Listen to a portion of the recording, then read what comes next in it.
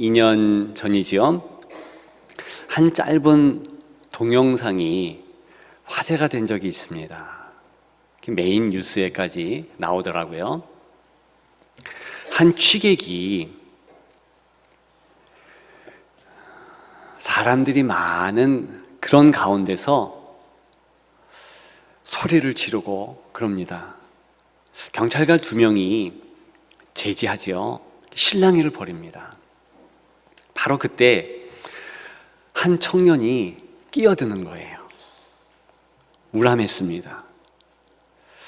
당연히 뺨을 한 대 때리거나 뒤돌려차기를 한다거나 이런 행동을 기대한 듯 합니다.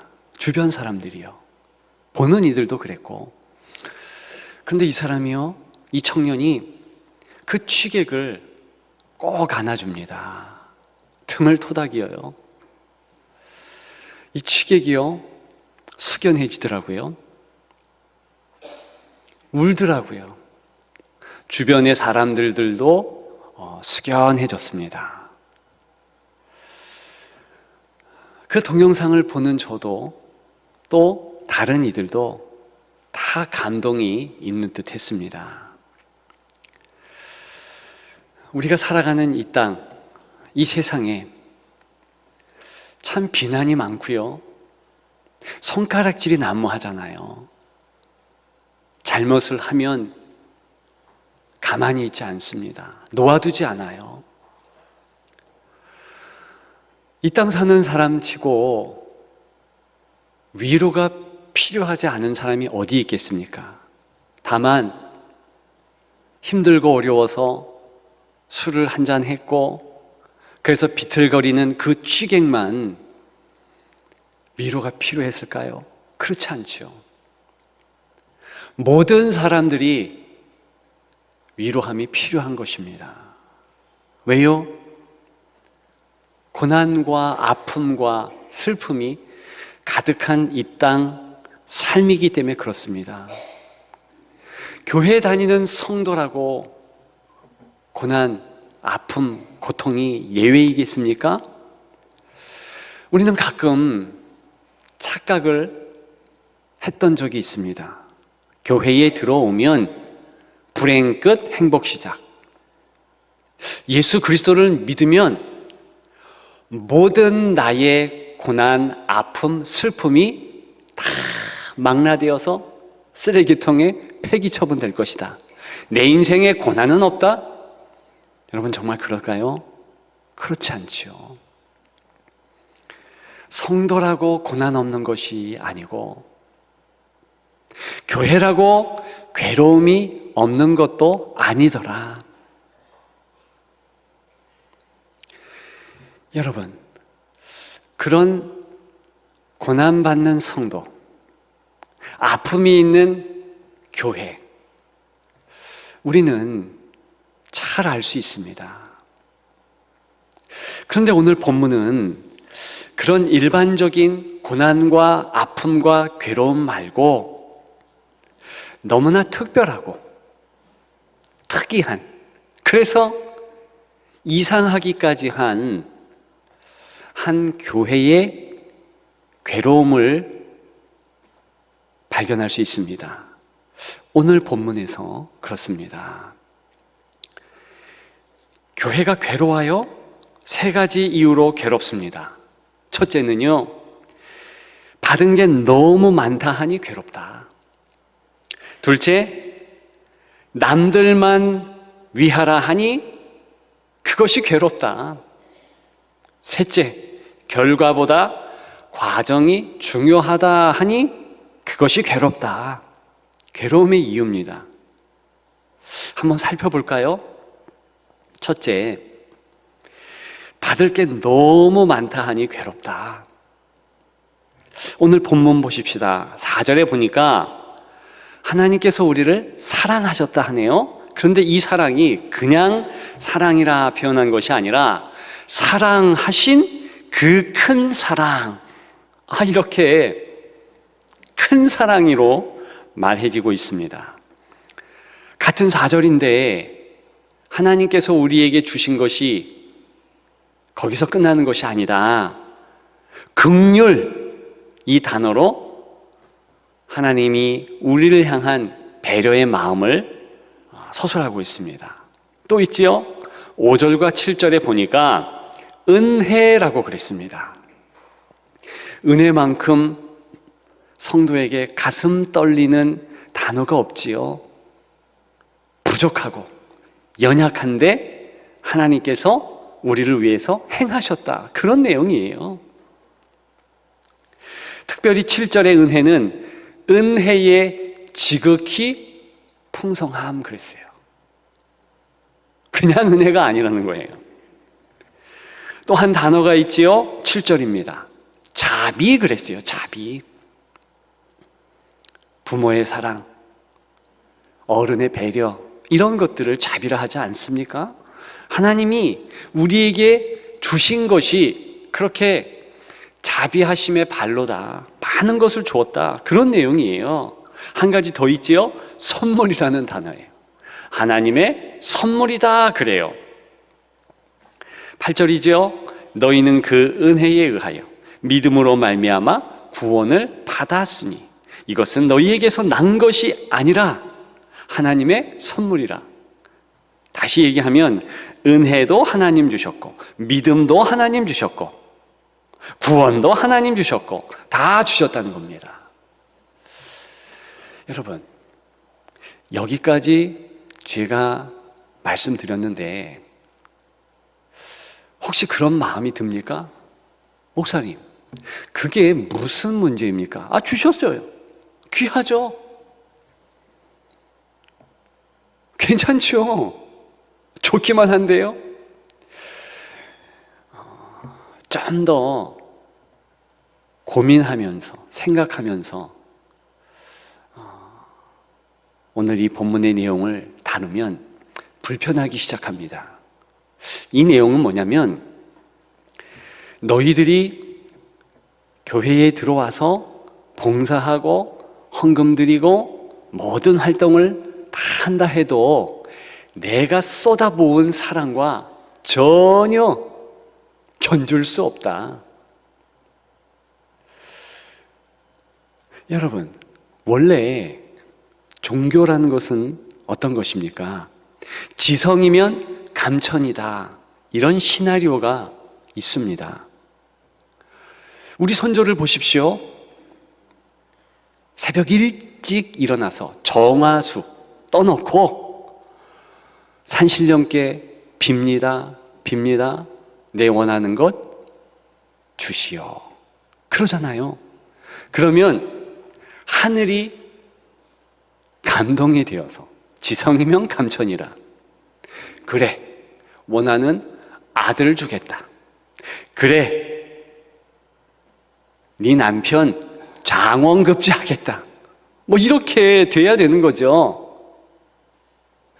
예배자가 있다면 그 예배자는 정성을 다해서 예배를 드리는 것이고, 그러면 그것 응대해서 어떤 신이 되었든 응답하는 것이 원래 종교의 바른 모습입니다. 우리나라만 그런 것이 아니에요. 전 세계 모든 종교들이 그렇습니다. 기독교의 대표적인 이단아라고 지칭되는 이슬람을 보십시오. 하루 5번 무조건 기도해야 돼요. 알라를 향하여서 자살, 테러도 감행해야 됩니다. 왜?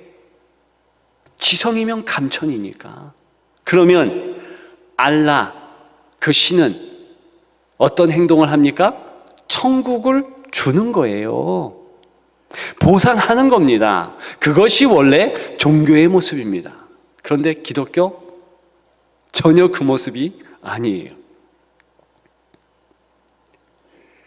내가 하나님께 드린 거 어떤 것이 되었던 그것은 죄악하다. 손톱의 때다.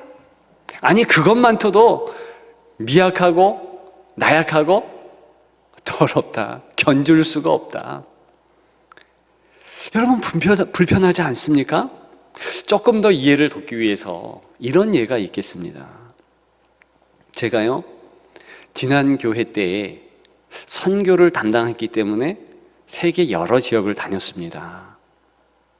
그런데 어느 때는 30시간을 오직 비행기 타고 이동 시간 그렇게 지낸 때도 있습니다.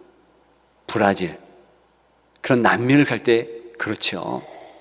그런데 직행으로 가도 쉬지 않고 17, 18, 19시간을 가야 되는 거예요.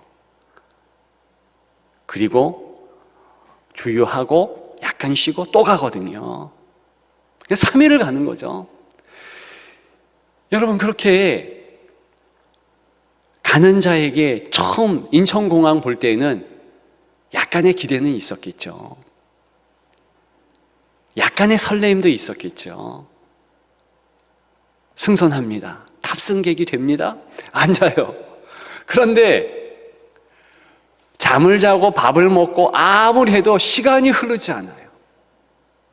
지루하지 않겠습니까? 힘들지 않겠습니까? 어떤 분들은 그렇게 말할 수도 있겠습니다. 아니, 내 돈 주고 그냥 잠자면 되지, 뭐 어떻습니까?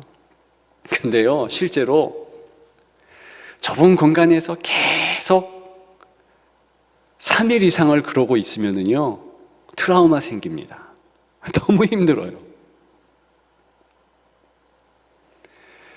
비행기를 운전하는 파이로트라든가,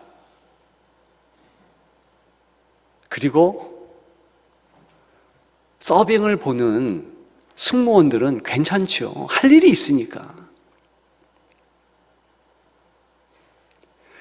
3일도 그렇게 불편한 것인데, 만일 우리가 믿음 생활하는 데 있어서 전혀 할 일이 없어, 가만히 있어야 된다, 답답하지 않을까요? 3일이 아니라 30년, 아니 평생을 믿음 생활하는데, 사실 성경을 보면 결론은 하나예요. 너 그냥 가만히 있으면 된다, 그런 거 아니겠어요? 불편한 것이 아니라 그런 모습이 괴롭죠. 왜요? 인생은요, 부채의식을 가지고는 살아가지 않거든요. 살아낼 수 없거든요. 빚을 졌다? 빚을 갚고 싶어요. 그런데 성경은 도저히 하늘에서 하나님께서 너무나 큰 그런 은혜, 자비, 사랑, 선물 주고 또 주었으므로 갚을 길이 없다, 도저히 그럴 수가 없다. 여러분, 지금 그런 거예요.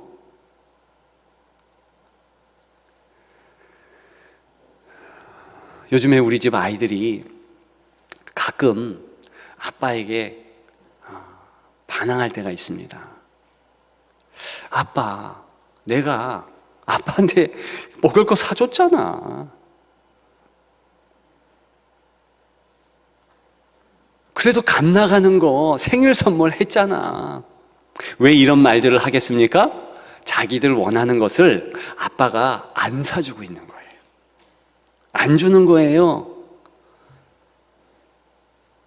저는 그래도 괜찮아요. 아빠에게는 괜찮습니다. 엄마에게는 더 달라들죠. 옷 사줬잖아. 왜?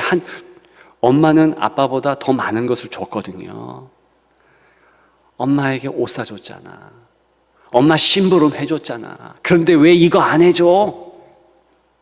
여러분, 그렇게 주고받은 것을 견주자면 어찌 어린 자녀가 부모가 해준 것과 견줄 수가 있겠어요? 안 그렇거든요. 그런데 어린 자녀라 할지라도 자기가 준 것은요, 잊지 않아. 부모가 준 것은요, 다 잊어. 이게 문제더라고요.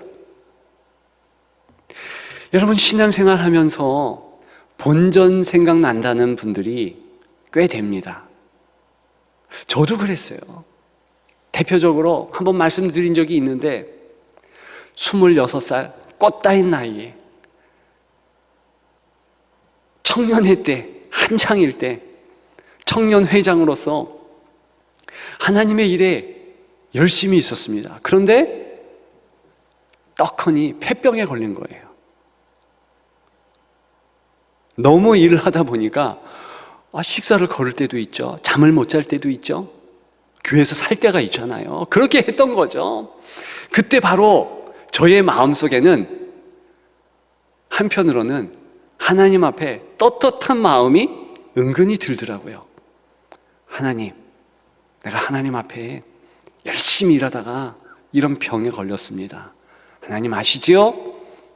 깨끗이 낫게 해주시고 갑절로 은혜 주시고 영력도 주시고 여러 가지로 말을 했습니다. 근데 웬걸요? 더 힘들어, 더 어려워. 나중에 알았습니다. 제가 꽤 잘못했다는 것을. 왜요?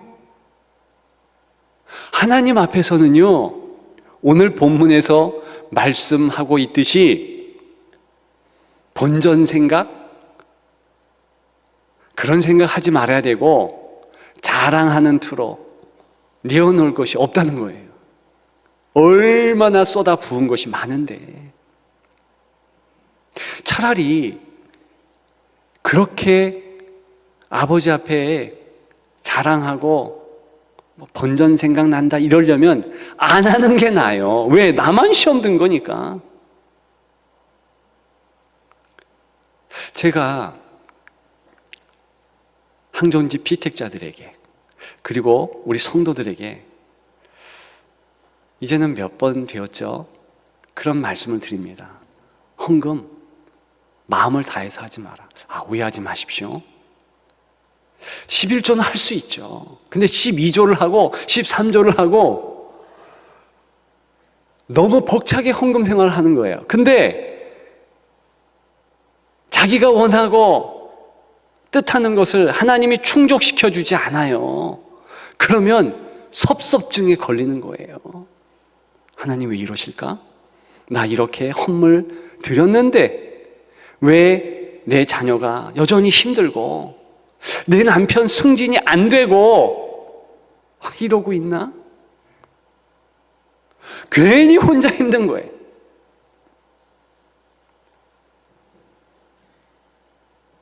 여러분, 왜 이런 상황이 됩니까? 우리 스스로 그러는 거예요. 우리가 뭔가 행함으로, 뭔가 헌금한 것으로 떳떳하게 보이는 거죠. 아버지 앞에 그래도 보일 것이 있다, 이런 마음이 있다는 거죠. 저는 오늘 본문의 내용, 제가 말씀드린 이 내용 때문에 하와가 어떤 면에서는 이해가 가요. 어떤 면에는 전혀 이해가 안 가죠.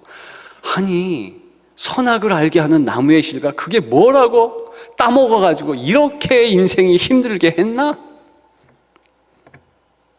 이해되는 것은요, 이 하와가 자기가 그것을 먹으면 하나님처럼 되잖아요. 그러면 하나님께 뭔가 보여줄 수 있고 드릴 수 있고 그러지 않을까요? 그런 마음이 혹시 있었지 않았을까요? 우리도 그러잖아요. 우리도 뭔가 보여주고 싶은 거예요. 뭔가 내세우고 싶은 거예요. 특별히 하나님 앞에서. 그런데 이 모든 우리의 내세움의 가능성이 다 단절이 되는 거예요. 그러면 사실은 불평을 넘어 괴로운 거죠. 내세울 게. 찬송가 중에 그런 게 있어요. 드릴 것 없어 이 몸 바치옵니다. 근데 그것도 어떻게 보면 틀린 가사일 수밖에 없어요. 왜? 몸 드린다고 그게 하나님 앞에 귀한 것인가? 아니에요. 그것조차도 사실은 아무것도 아닌 거죠.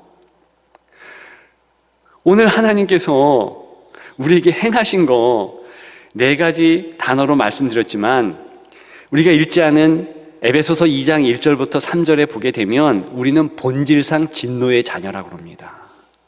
진노의 자녀. 왜 그런가? 1절과 2절에 보게 되면 세상 풍조에 놀아났으니까.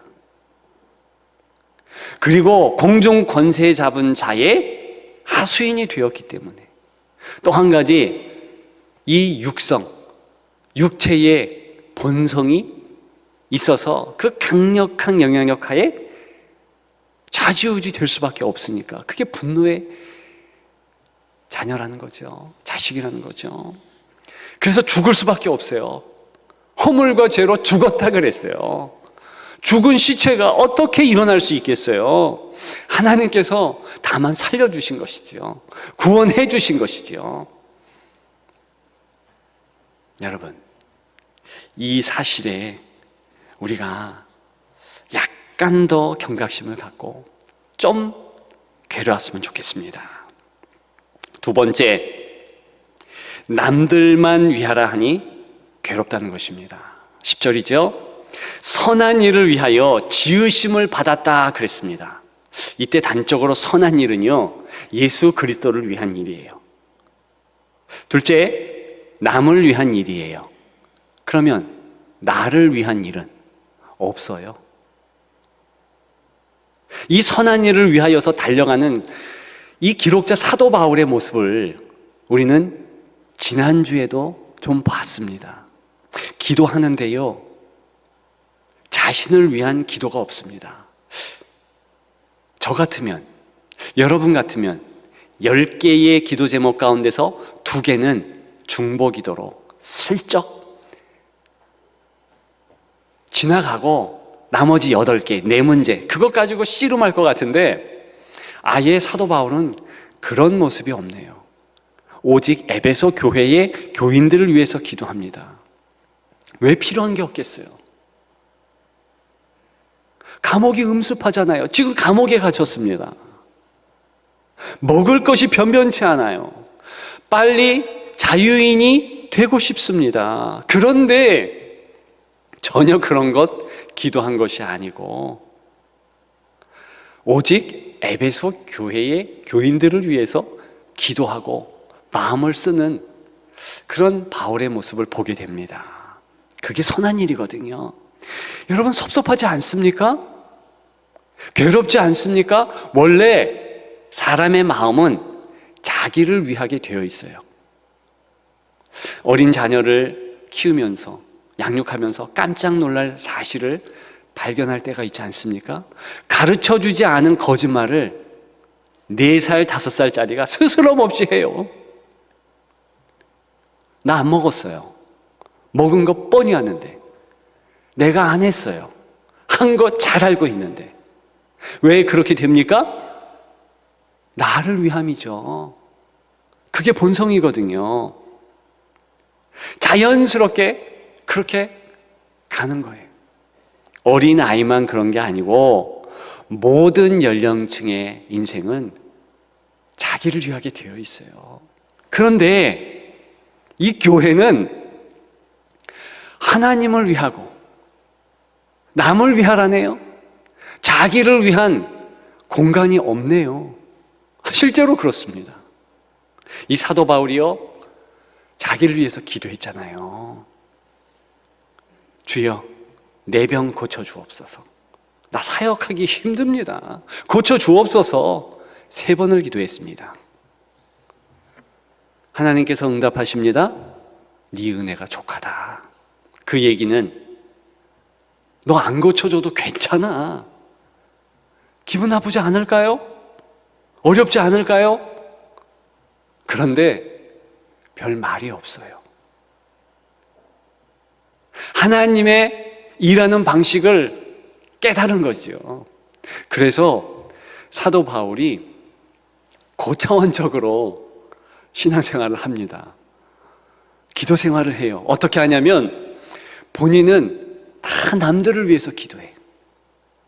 그리고 남들에게 자신을 위해서 기도해 달라고 중보 기도를 요청합니다. 실제로 남들이 사도 바울을 위해서 중보 기도를 했는데 그게 그대로 이루어져요. 놀랍지요.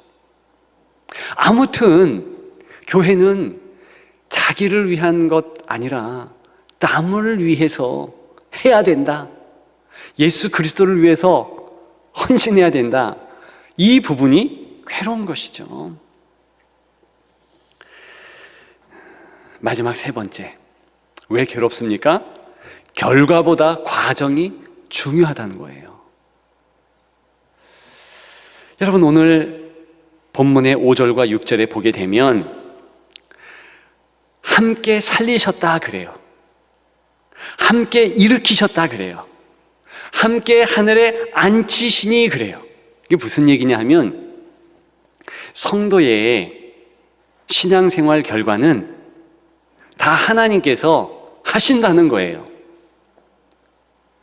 우리는 미래를 모르잖아요. 여전히 미래를 의문시하고 궁금해하고 그러면서 신앙생활 하는데 하나님께서 말씀하시는 것은 마치 과거의 일과 같이 이미 승리했다는 거 아니겠어요? 그잖아요. 오늘 본문에 살리셨어요? 일으켰어요? 하늘에 앉혔대.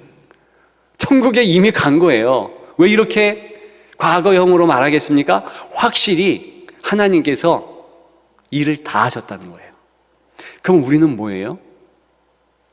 진짜 할 일 없죠.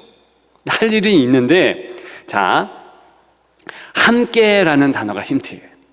함께 살리셨다, 함께 일으키셨다, 함께 하늘에 앉히셨다.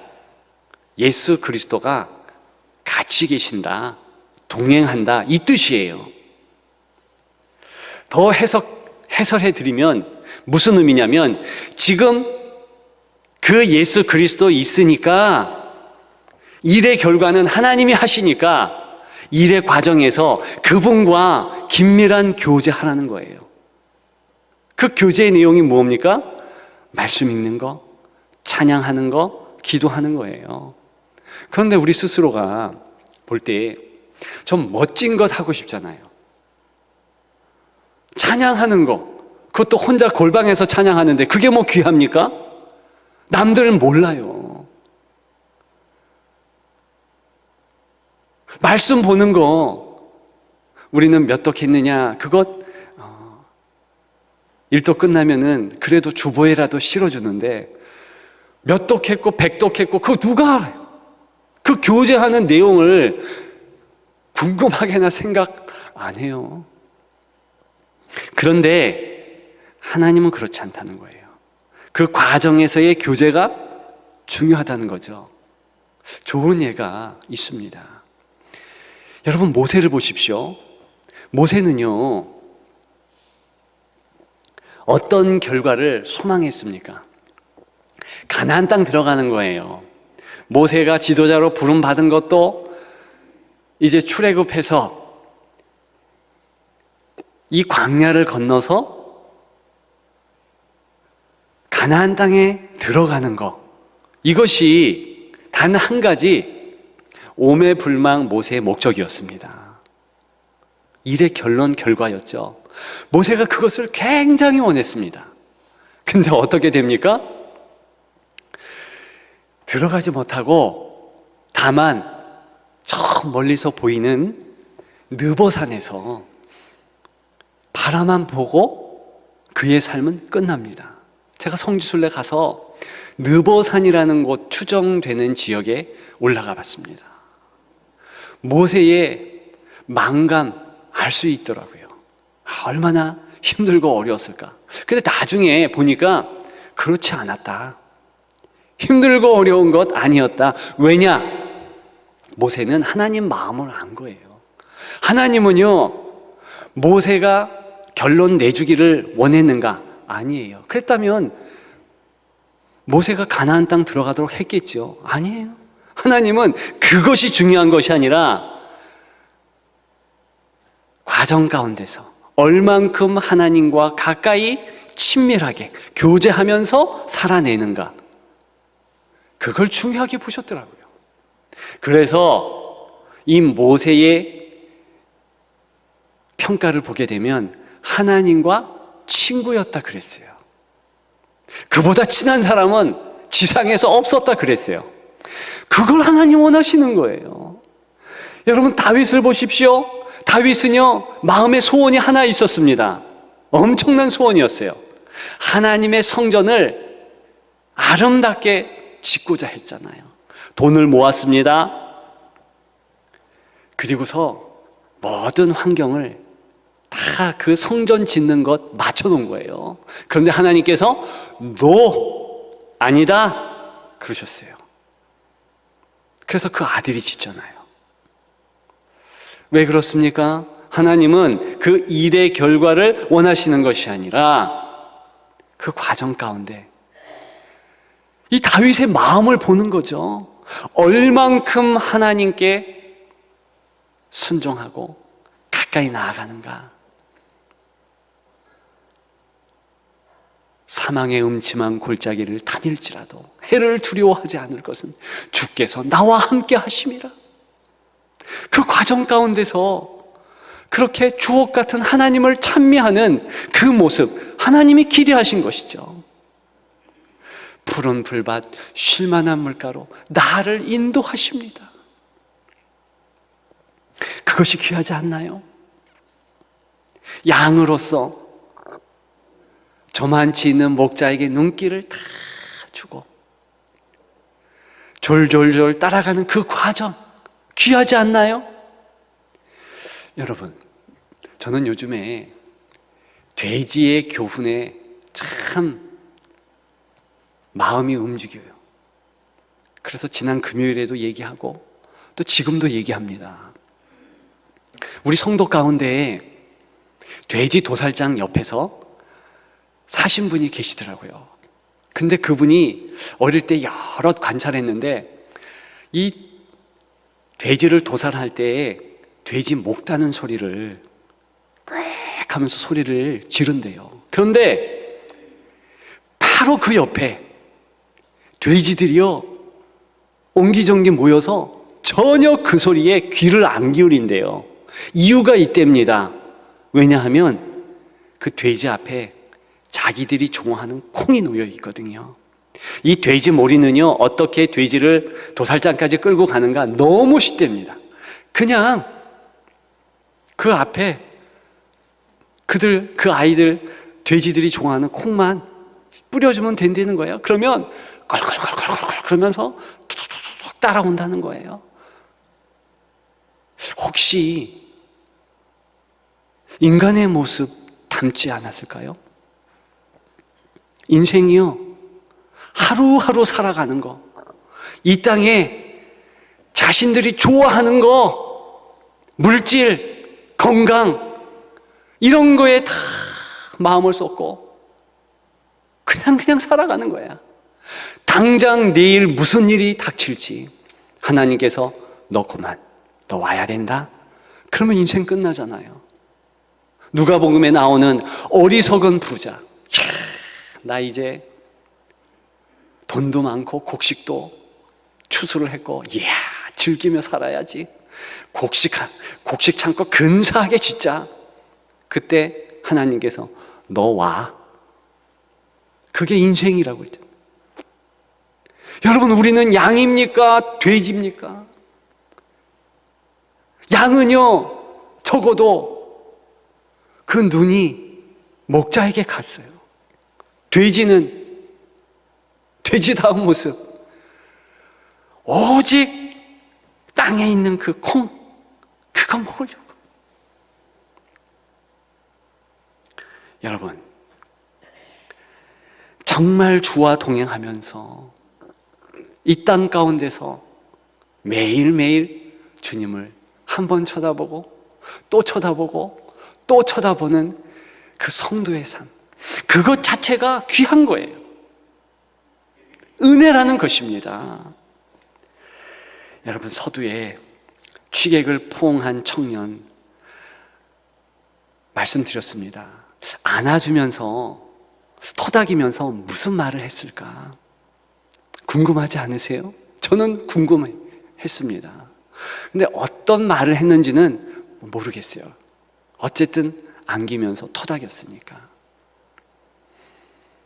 근데 그게 중요한 것이 아니라 정말 중요한 것은 우리 예수 그리스도께서는 성도를 안으면서 그리고 교회를 안으면서 반드시 어떤 말씀들을 한다는 것이죠. 무슨 말씀일까요? 너 힘들지, 너 괴롭지, 어렵지, 괜찮아. 내가 있다. 내가 세상 끝날까지 너와 함께해. 이리 오렴. 토닥이는 거예요. 그러면 그 넓은 주님의 품 안에서 우리는 울지 않을 수가 없어요. 나 하나님 힘들었어요. 나 어려웠어요. 나 정말 답답했어요. 하나님 도와주세요. 꼭 안아주시는 거예요. 여러분, 그렇게 우리의 고난, 아픔, 슬픔 다 담당하시는 그 주님 너무 좋지 않습니까? 이제는 다른 괴로움으로 주님을 꼭 안았으면 좋겠어요. 오늘 본문의 괴로움, 3가지 괴로움이죠. 받은 게 너무 많아서 괴롭다. 하나님, 나 너무 많이 받았네요. 참 너무 받아서 갚을 길 없어서 참 괴롭습니다. 주님, 이 괴로움을 토로하는 거죠. 그러면 주님이 뭐라고 말씀하시겠습니까? 괜찮아. 내 잔치집에서 너는 즐기면 돼. 그렇게 말씀하신다는 거예요. 주님, 남들만 위하라 하니 이게 괴롭습니다. 남을 위해서 기도하고 남을 위해서 봉사하고 주님을 위해서 헌신합니다. 그렇게 괴로움을 토로하면 주님이 뭐라고 말씀하실까요? 내가 네 인생 책임진다. 내가 너의 삶을 책임진다. 제가 이 부분에서 너무 감사하더라고요. 하나님이 내 삶을 책임진다. 맞아. 지금까지 그렇게 하나님이 책임지셨어. 앞으로 더 할 거야. 왜 우리에게 남들 위해서 기도하라고 할까요? 책임진다는 거예요. 먼저 그의 나라와 그의 의를 구하라. 그리하면 내 모든 것을 너희에게 더하시리라. 여러분, 결과보다 과정이 중요하다 하니 괴롭습니다. 그렇게 하면 우리 주님이 어떻게 우리에게 응대하시겠습니까? 그래, 잘 아는구나. 너 이미 승리했어. 결과는 내가 책임져. 끝났어.